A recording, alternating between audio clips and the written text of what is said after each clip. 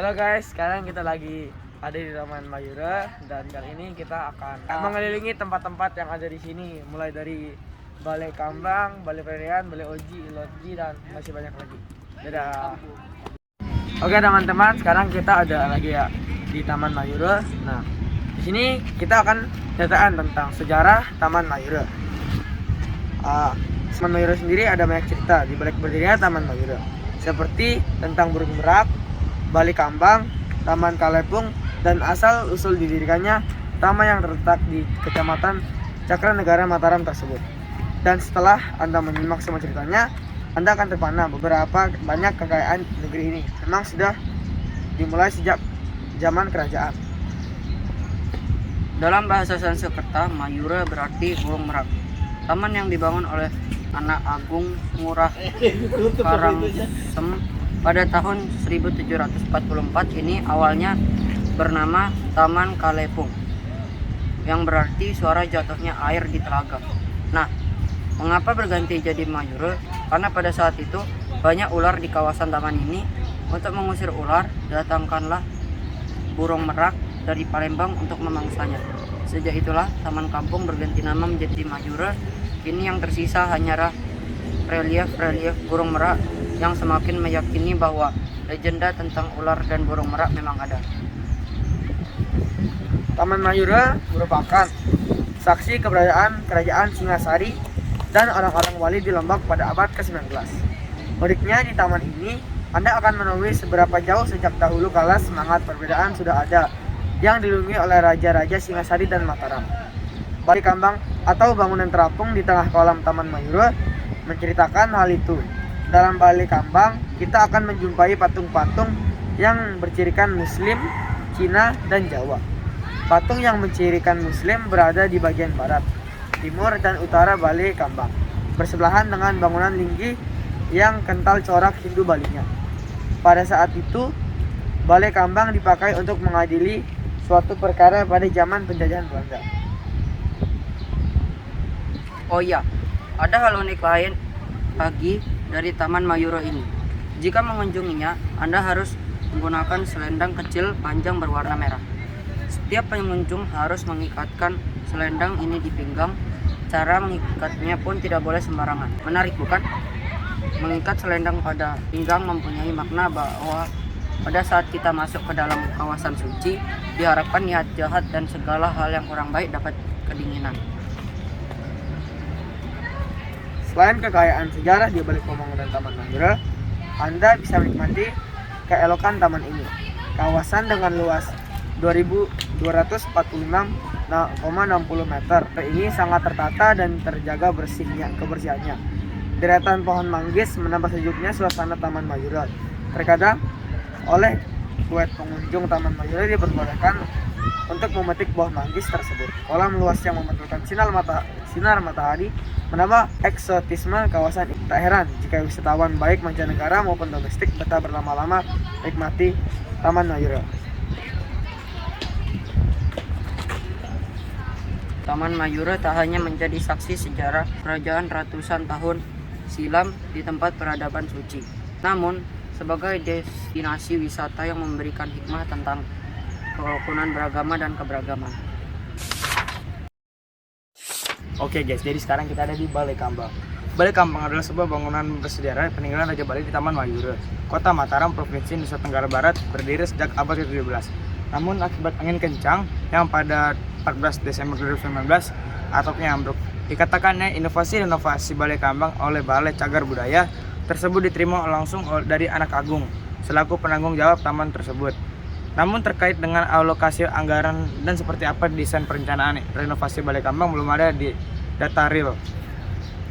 Prinsipnya kita menerima barang jadi dari Balai Cagar Budaya, sementara kita akan melakukan penataan fasilitas pengembangan yang tidak terakomodasi oleh Balai Cagar Budaya katanya. Dana tersebut akan digunakan untuk pembuatan letter nama Taman Mayura, tapi menggunakan nama aslinya yaitu Taman Mayura. Harapan kita setelah direnovasi dan penataan areal Taman Mayura bisa lebih dikenal sebagai sebuah destinasi wisata sejarah religi di daerah ini. Halo guys, kita udah sampai di makamnya Jenderal Van Ham. Makam Van der Ham merupakan makam seorang jenderal dari Belanda yang pada saat itu menjajah di Mataram, Nusa Tenggara Barat. PPH Van Ham adalah seorang jenderal dari Belanda yang datang ke Lombok pada bulan Agustus tahun 1894, dan saat ini makamnya ada di Mataram, tepatnya di pemakaman Hindu Karangjangkok.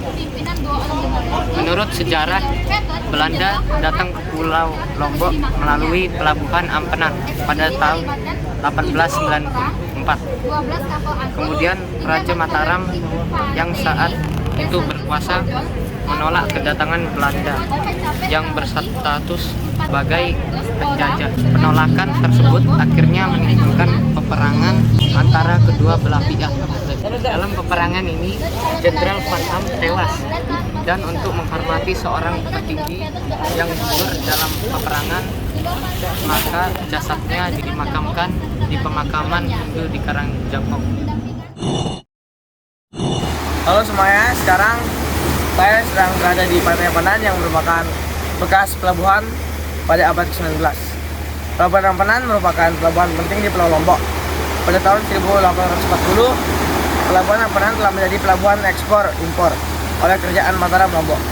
Melalui Ampenan, beras sebagai komoditi dagang terbesar diekspor ke Manila, Bourbon Cina, Mauritius, dan beberapa daerah di Nusantara seperti Jawa, Madura, dan Makassar.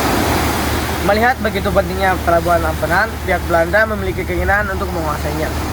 Penguasaan pelabuhan Ampenan diambil alih oleh Belanda pasca kemenangannya melawan Kerajaan Mataram Lombok pada tahun 1994, dan mulai saat itu pemerintahan kolonial Hindia Belanda membangun dermaga dan mengeluarkan kebijakan. Pelabuhan Ampenan menjadi tambah penting ketika pemerintahan kolonial Hindia Belanda menggunakannya sebagai tempat untuk mengekspor hasil bumi berupa kandungan mineral, timah dan besi, peternakan, dan pertanian yang ada di Lombok. Situs Pelabuhan Ampenan terletak di Pantai Ampenan, Kecamatan Ampenan, Kota Mataram, pada titik koordinat UTM zona 50L 03978579052 Pelabuhan Ampenan saat ini hanya tersisa bekas dermaga dan beberapa bangunan, salah satunya bekas bangunan Bank Dagang Belanda, Netherlands Handelsbank. Bekas dermaga ini menyisakan tiang baja yang berada di tengah laut dan sudah mengalami salinitasi air laut atau korosi. Di utara pelabuhan terdapat satu bangunan yang masih utuh dan tidak terawat, yang merupakan bekas Bank Dagang Belanda, Netherlands Handelsbank. Arsitektur bangunan Inggris ini merupakan perpaduan arsitektur bangunan gaya Eropa dan arsitektur lokal atau tropis. Bangunan bekas Bank Dagang Belanda ini menurut informasinya masyarakat bahwa telah beberapa kali adaptasi terkait dengan bangunan ini. Mulai bangunannya sebagai Bank Indonesia, kafe, bar, hingga tempat jual beli barang bekas ex-villa hotel. Dan yang di tengah itu merupakan tiang dermaga yang sudah terkena oleh air laut atau korosi. Sekian dari saya, asli. What you know about rolling down in the deep? When your brain goes numb, you can call that mental freeze.